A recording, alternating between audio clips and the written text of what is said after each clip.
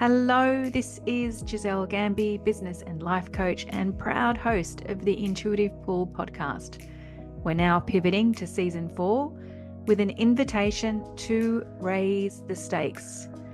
I know I was made to remind people to raise the stakes, to seize, to claim, and execute the vision that you've intuitively seen, and to never accept the crumbs. What would it mean if you raised the stakes in your own life? What would you say yes to? And what would you say an undeniable no to? Be inspired, be agitated, be activated, and most of all, hold this truth, that when you raise the stakes, the quantum field will show you dreams you didn't even know you had.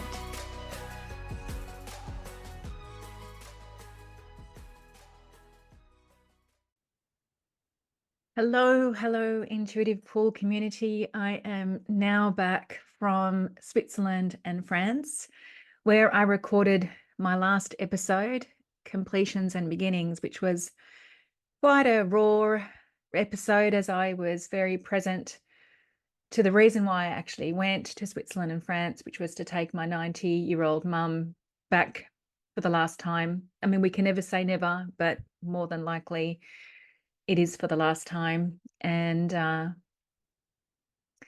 it's always quite amazing leaving our regular habitual life and going away, and the perspective that we have available to us because we're away from our normal regular life. It always is quite remarkable. And I'm going to speak to something at the end of this episode as to what I became aware of, because I could see myself more clearly because I was away from my identity here back at home. It's the reason why I love facilitating overseas retreats so much, because it gives you that sense of separation in a good way, like that distance. It allows you to see with fresh eyes. It allows you to get honest, actually, really honest. So I'll speak to that at the end of the episode. But before I get into this particular episode, I want to remind you about the new program that I'm so excited about facilitating, called My Best Year Yet. I want to say thank you. Thank you to the people who have already enrolled, made the most of the pre-sale fee. I want to say thank you to the people who have registered for the masterclass on the 25th to the 27th of September at 11 a.m. for an hour, Sydney time. And for those who don't know about it, for those who have heard about it but haven't moved yet, I want to say this. This program, I have such a knowing about. I have such a knowing about the power of this program. This program was born through the realization that the notes to self that I write almost every day, which have informed my leadership of self, which have informed the way that I turn up in my leadership of others, which have shown me blind spots and thresholds, which have allowed me to acknowledge my humanity, which have allowed me to connect with the greater version of me, which have allowed me to move past thresholds, take the lid off my capacity, which have created such an availability within me because my love, my capacity to love has grown so much. My notes to self, they inform me every day. They have me move every day. They have me have conversations every day. They show me new programs such as this, such as last year, the first time I saw the Sacred Leaders program, and we're now in the second cohort of it. They provide the most divine, high vibe, resonant seeing and movement. And when I saw that my notes to self were not just for me. The value of them were not just for me and the people that I'm in service to. But when I saw that these notes of self are a practice for other people, and that I could hold a year-long, let's call it like a writing retreat, where people are committed to that level of presence, to that level of service to themselves and to others through the medium of writing, when I saw that and I saw how amazing it would be to hold that in a group container where I get to share where I have been over the last 2 years. I have a map. I have a map to taking you into the untapped abundance of who you already are and the untapped abundance of who you are becoming. I have a map to you experiencing your best year yet. The other day, I had a big, strong feeling, energy in my tummy, just 2 days ago, in fact. And I know the gravity of this feeling. I know it wants to tell me something. And so I had some space and I closed my eyes and I meditated. And I had my laptop next to me. And as I presenced this energy and as I started typing out what this energy was telling me, I heard the word unforgettable. Now just be with that word, the energy of unforgettable. That's what my best year yet is in service to a moment in time that is unforgettable, to a moment in time where we are taking a punt on the realities that are available, the experiences that are available, the creations that are available, the infinite possibilities that are available. I have in my body, coursing through me, such an intuitive pull at the moment. I want to experience more of what is possible. What I have experienced so far in my own life and in the life of the clients that I get to walk with and witness is so much greater than I ever could have imagined. And we bend reality all the time. We bend reality all the time. And I want to experience more of that. I'm so grateful for how we have bended reality in families and relationships and health, cancer, autoimmune diseases, financial realities, relationships that have come back together, even relationships that have completed in love, businesses that have been formed, purpose that has been informed, books that have been written, screenplay that has been written. I want to experience even more of what is possible. And that's what this program, My Best Year Yet, is in service to. It's a profound experience, inside and out. And for the people who join me on this program, if they absolutely give themselves over to this process, I promise that in 1 year's time, they will not recognize themselves or their life, because it will have been one that has become unforgettable. Pre-sale fee is currently available now. It will close on the 24th of September, the day before the masterclass. Then the fee rises. Please take advantage of the pre-sale fee if you know that you are pulled by that invitation for the following year to be unforgettable. And if you're not ready to commit yet and you want to know more, well, come to the masterclass. 11 a.m. for 1 hour, the 25th, 26th, and 27th of September on Zoom. And you can register for that masterclass. And I promise that masterclass, I'm going to give everything to that masterclass. I promise, if you, again, I can't do this for you, if you give yourself over to the process, if you really show up, that masterclass is going to do some pretty amazing things in your life, even if you attend that alone. So jump in. Now, what I want to speak to you about today, I have a strong feeling is going to have a ripple into your world. And I'm just going to start by asking you to become present to these questions. Maybe they're resonant for you, maybe they're not. Maybe they're resonant for you now, maybe they'll be resonant for you in the future, or they have been in the past. So the questions are this. Can you identify a moment where you felt like you were derailed?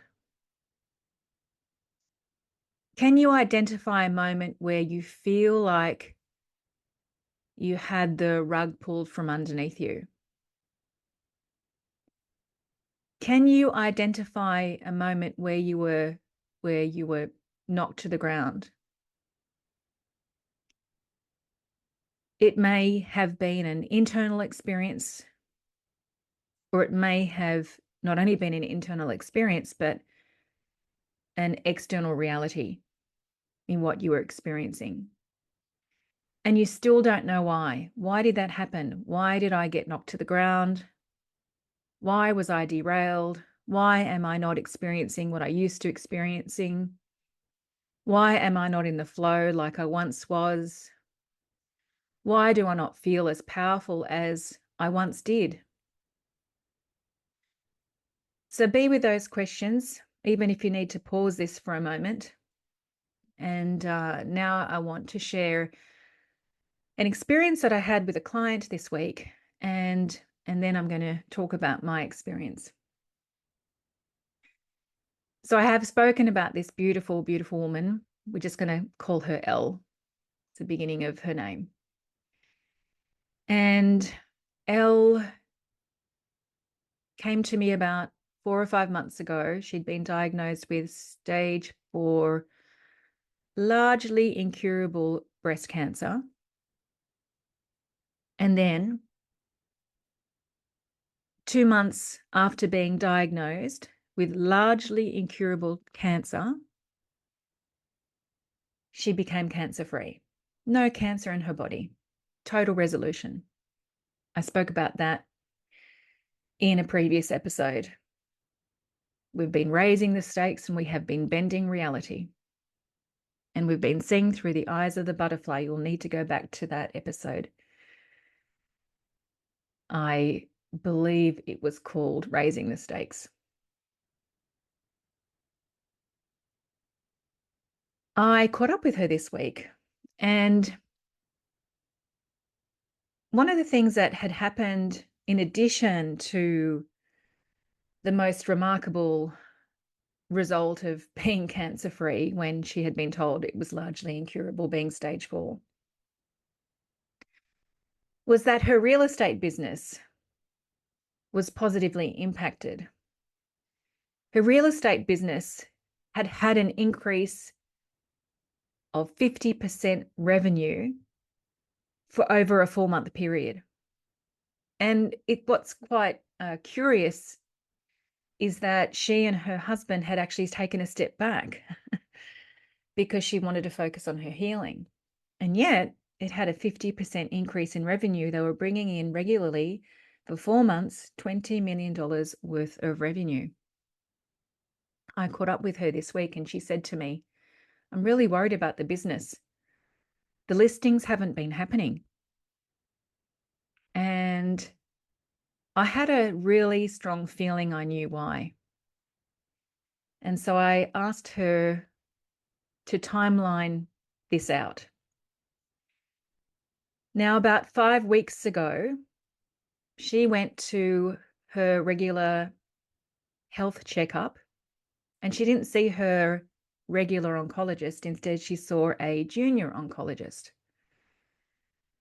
And the junior oncologist said something to the effect of, you will always have cancer in your life. You will always have cancer in your life. Now that totally derailed her. For the next 4 weeks, she was in a lot of fear. She was actually pummeled, really, by fear. And we have been patiently working through that fear.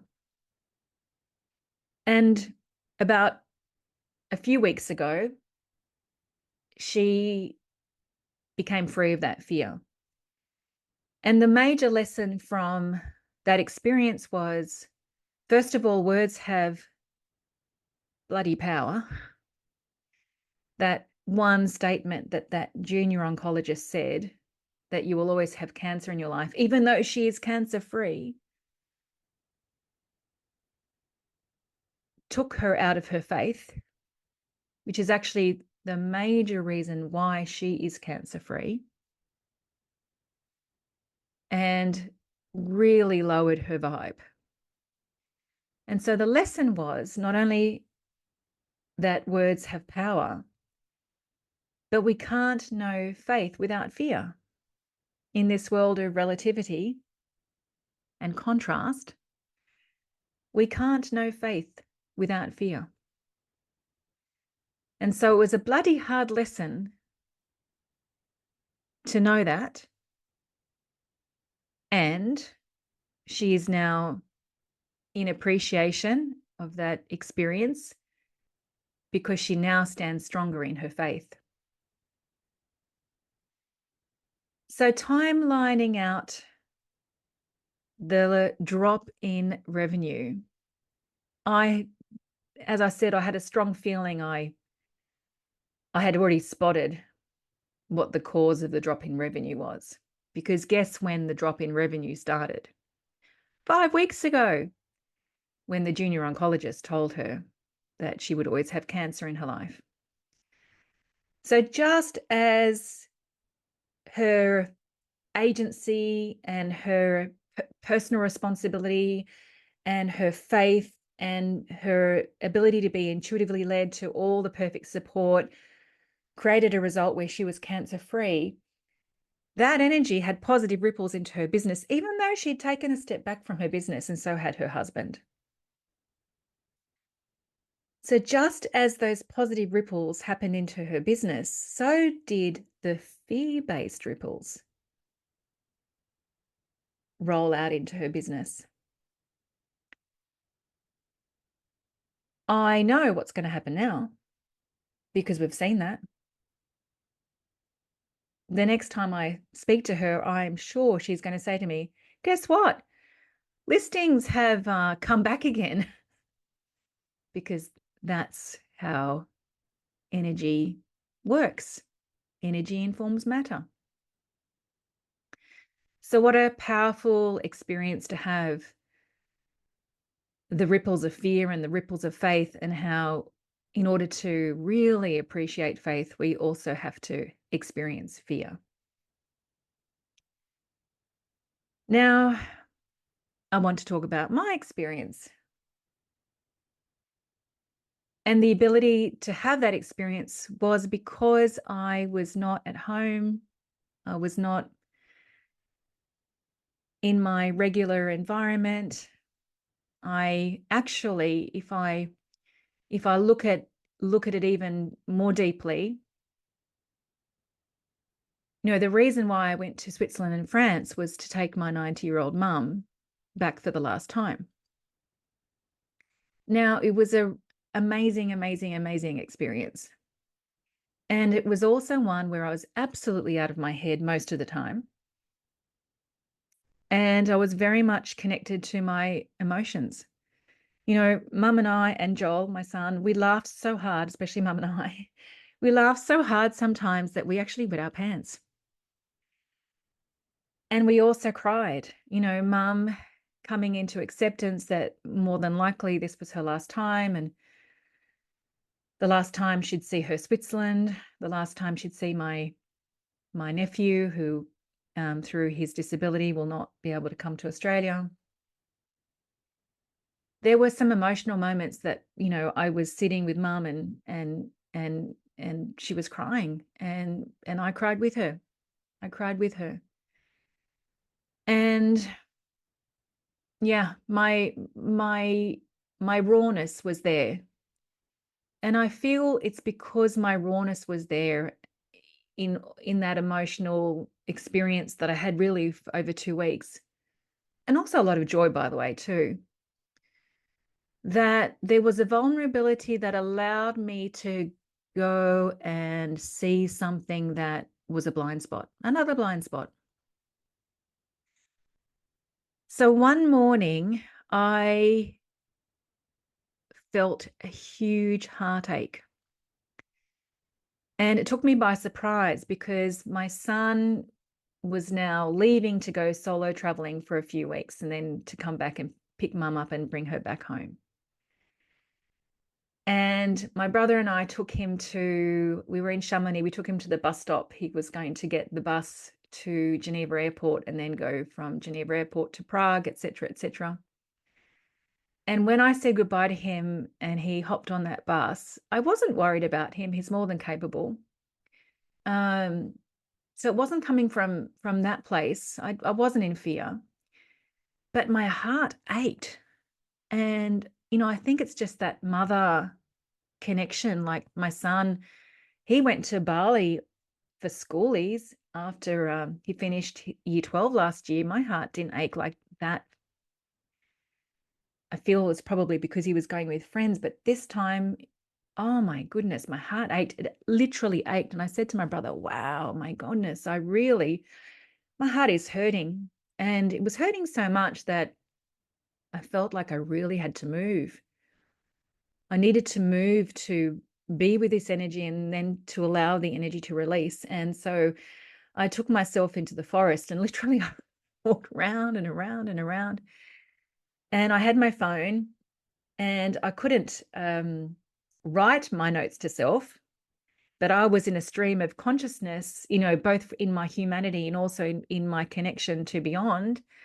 And I was voice recording out my notes to self, which then became dictated, you know, into notes.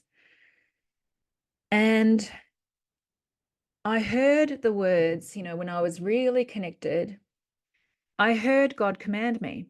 Now, this is not the first time that I've been commanded and demanded by God. That's the reason why the Sacred Leadership Program was birthed in 2023.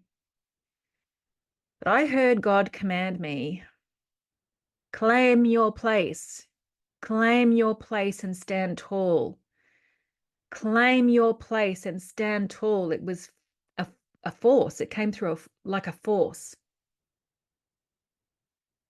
And then that took me down to a place of actual honesty that I'd not reached into until that moment, walking around the forest in Chamonix. And the realization that I had from this place of honesty that I'd not experienced about this was this. I think probably, I'm not sure, but I think probably for the last 4 years, not that I knew this, I only saw this in the forest,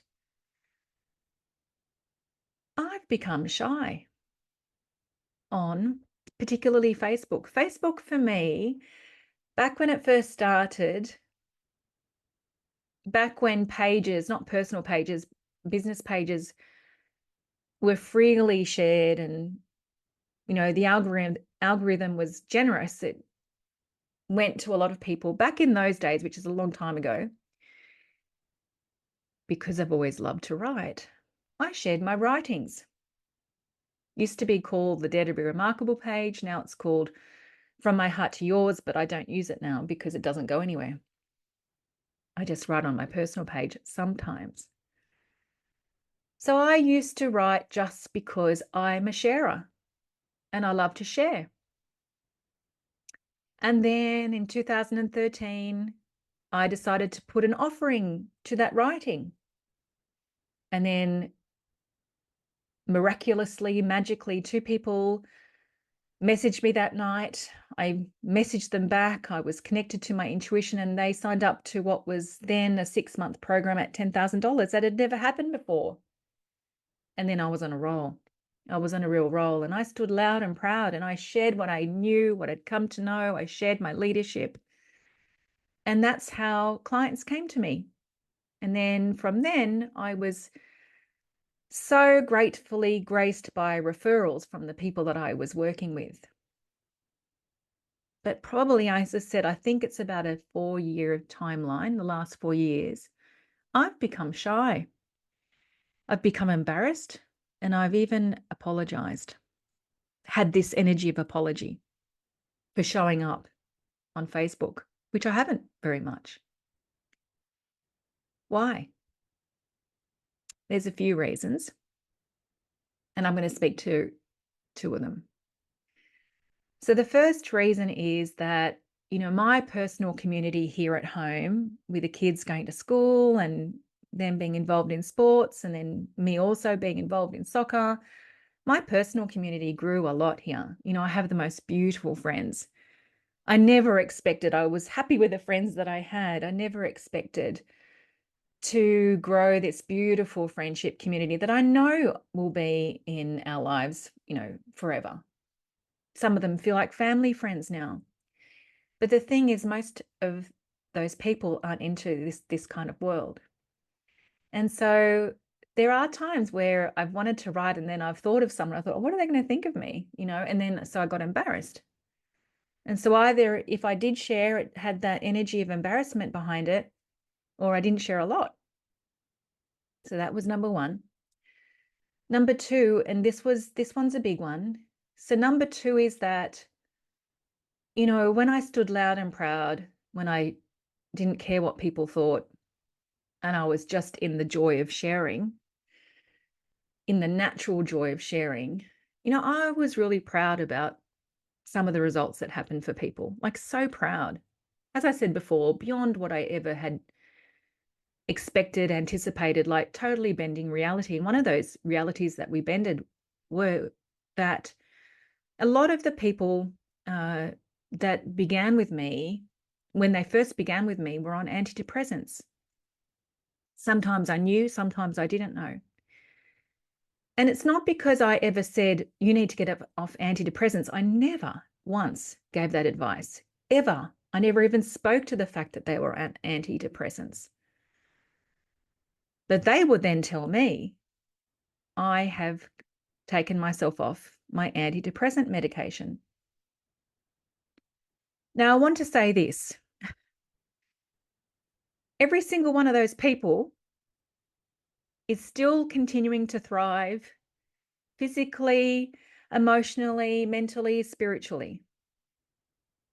Every single one of those people who came off antidepressants are continuing to thrive mentally, physically, emotionally, and spiritually. Back then, when I was in so much joy about that I could see that they'd come to a level of such self-trust that they didn't require that medication anymore, that they valued themselves, that they didn't require that medication anymore, and also that they weren't afraid of their emotional state, because they knew that emotions actually held in a paradigm of love actually are having intelligence to them, and for us to work with the intelligence of them rather than dull them or make them wrong. So I would share sometimes about these experiences. Now, I got slammed. I got slammed by strangers writing comments. I got slammed by friends who made comments or who called me and wanted to speak with me and tell me that I was irresponsible. And I now look back in retrospect, and being slammed like that made me have my tail between my legs. And, I had some really filthy stuff written even from people, like, I can't believe it. Like, I remember somebody that I went to high school with, just just filth. So yeah, so I have been embarrassed, I've been shy, I've cowered, I've had my tail between my legs.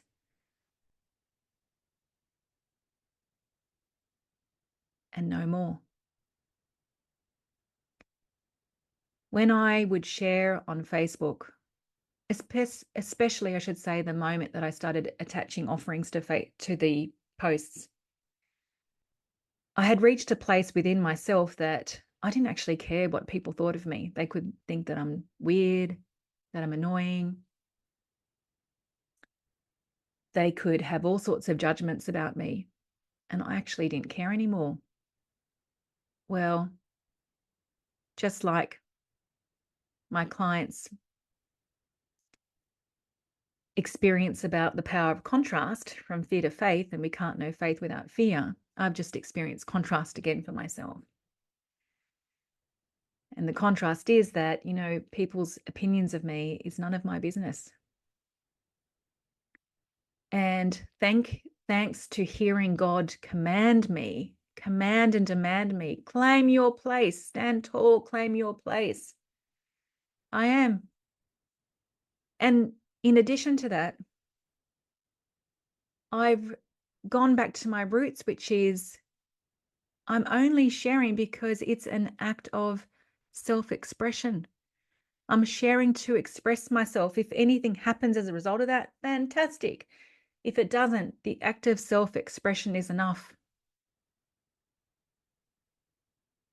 And so I'm very grateful for the rawness and the ache and the emotion and the laughter that I wet my pants a few times, and the sadness and the grief and the heartache. I am so grateful for that. I'm so grateful to have stepped away from my regular life, to have been able to hear the command, to be able to see with more honesty about who I had been showing up as on social media.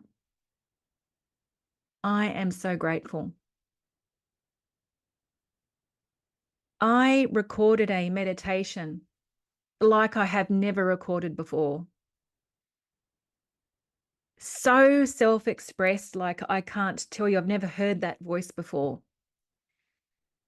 I recorded it for the sacred leaders, and I had our first September group call with them on Tuesday, and I shared the meditation with them.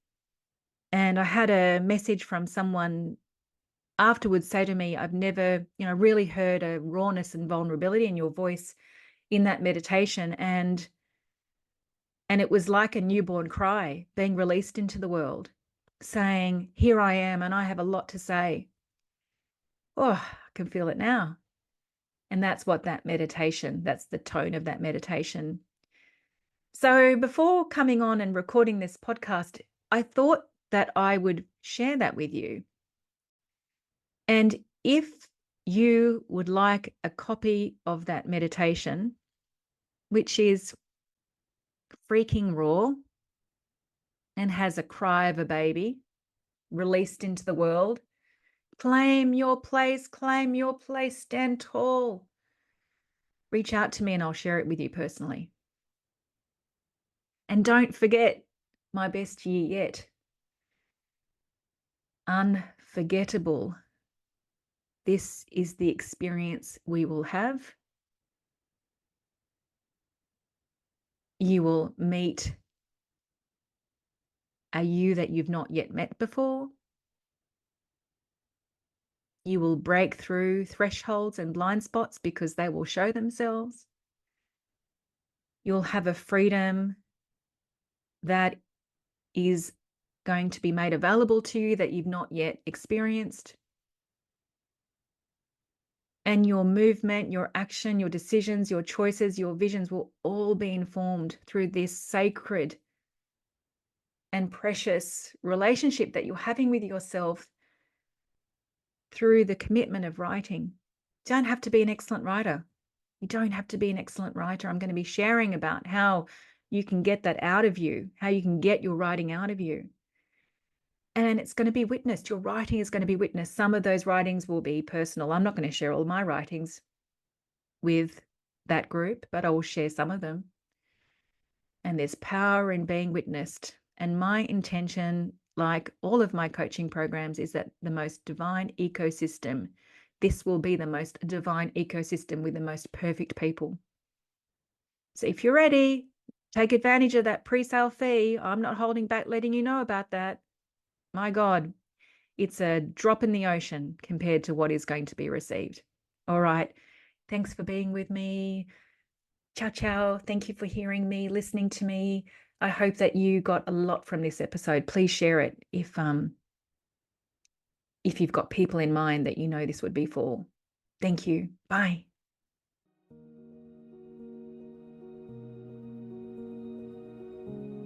Hey guys, if you love this podcast, I have 2 requests. Number 1, sign up to the newsletter, which you can find in the show notes. Sharing is one of my superpowers, and there is only so much that I can share through the medium of podcasting. And I have very big plans this year to be radically generous to you. So sign up to that newsletter where you'll be able to receive a whole lot more that I trust will be super valuable to you. And number 2, I'm a massive referrer of the people I love to the people I love. Please share this episode or podcast with the people you love, and let's create some more breathtaking ripples of impact.